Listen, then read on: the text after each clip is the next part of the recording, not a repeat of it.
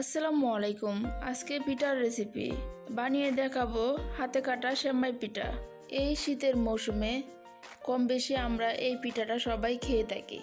অল্প কিছু উপকরণ দিয়ে খুব সহজে পিঠাটা বানিয়ে দেখাবো আজকে। তাহলে চলেন দর্শক, কথা না বাড়িয়ে মূল ভিডিওতে চলে যাই।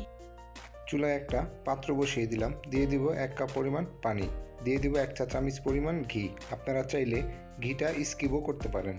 পানিটা এইভাবে গরম হয়ে আসলে দিয়ে দিব 1 কাপ পরিমাণ শুকনো চালের গুঁড়ো। 250 গ্রাম চালের গুঁড়ো নিয়েছি 250 গ্রাম পানি। তাহলেই ব্যাটারটা পারফেক্টভাবে তৈরি হবে। এইভাবে মিক্স করে নিয়েছি, আর এইভাবে মিক্স করে নিয়ে 4 থেকে 5 মিনিটের জন্য চুলার থেকে নামিয়ে রেস্টে রাখবো। ফিরে আসলাম 4-5 মিনিট পর। 4-5 মিনিট রেস্টে রাখার কারণে ডোটা সিদ্ধ হয়ে গেছে, অনেকটা ঠান্ডা হয়ে গেছে। যদি আমাদের হাতে বানানো সই পিঠার রেসিপি ভালো লেগে থাকে তাহলে লাইক করবেন, শেয়ার করবেন, আর আমাদের চ্যানেল নতুন দর্শক হয়ে থাকলে সাবস্ক্রাইব করতে ভুলবেন না। কিন্তু কাইটা এবার আমি ভালোভাবে মতে নেব। কাজটা খুব ভালোভাবে করতে হবে। কাইটা যত ভালোভাবে মতা হবে ততই পিঠাগুলা সুন্দর হবে। কাইটাকে আমি গোল একটা আকৃতি দিয়ে দিব, তারপরে পিঠাগুলা বানিয়ে নিব। আমি 2 রকম প্রসেসে সয়গুলা বানিয়ে দেখাবো। প্রথম প্রসেস হলো এইভাবে অল্প অল্প করে কেচি দিয়ে কেটে তারপরে হাতের তালু দিয়ে ডলা দিলেই হয়ে যাবে। এই দেখেন, এইভাবে বানিয়ে নিয়েছি। আপনারা চাইলে এইভাবে বানিয়ে নিতে পারেন। আমি আরেকভাবে বানিয়ে দেখাচ্ছি। এইভাবে লম্বা একটা রশির মতো বানিয়ে তারপর অল্প অল্প কাইনে এইভাবে হাতের তালু দিয়ে ডলা দিলেই হয়ে গেল। ভিউয়ার্স, সব সয় পিঠাগুলো আমি এইভাবে বানিয়ে নিয়েছি। দেখেন কতটা সুন্দর হয়েছে। চুলায় একটা ফ্রাই প্যান বসিয়ে দিলাম, দিয়ে দিব 1 কেজি পরিমাণ লিকুইড দুধ। ফ্লেভারটা ভালো আসার জন্য দিয়ে দিব 2 টুকরো এলাচের বিচি।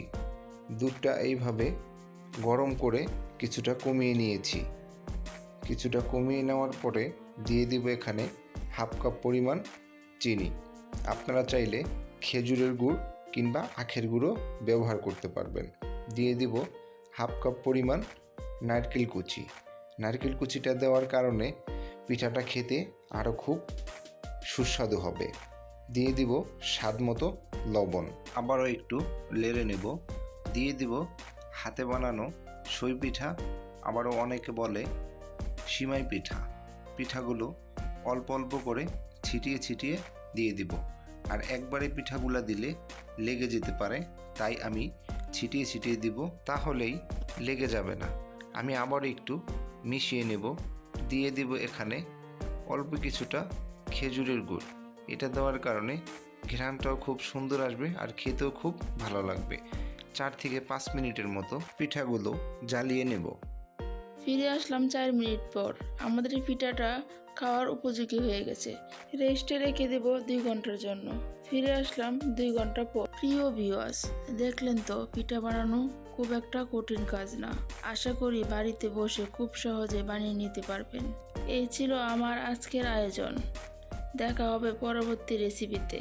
সেই পর্যন্ত ভালো থাকবেন, সুস্থ থাকবেন। আল্লাহ হাফেজ।